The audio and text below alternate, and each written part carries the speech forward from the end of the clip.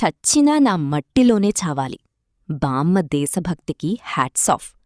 బాపట్ల జిల్లాకు చెందిన 94 మహాలక్ష్మమ్మ మాతృభూమిపై ప్రేమతో భారత పౌరసత్వం కోసం దరఖాస్తు చేసుకున్నారు. 2000 సంవత్సరంలో అమెరికా సిటిజన్షిప్ తీసుకున్న ఆమె ఇప్పుడు తన శేష జీవితాన్ని పుట్టినగడ్డపైనే గడపాలని నిర్ణయించుకున్నారు. నా చివరి శ్వాస ఇక్కడే విడవాలి, అంత్యక్రియలు సొంత ఊర్లోనే జరగాలి అంటూ తనకు త్వరగా భారత పౌరసత్వం ఇవ్వాలని ఆమె కలెక్టర్ను కోరారు.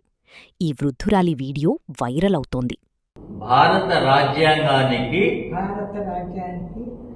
నిజమైన విశ్వాసం మరియు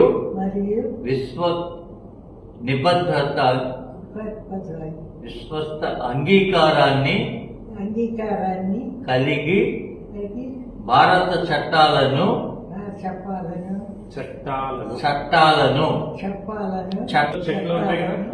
నిబద్ధంగా పాటించడం మరియు భారత పౌరుడిగా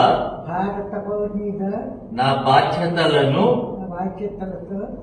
పూర్తి చేయటం వాగ్దానిస్తున్నాను. వాగ్దాన ఇస్తున్నాను.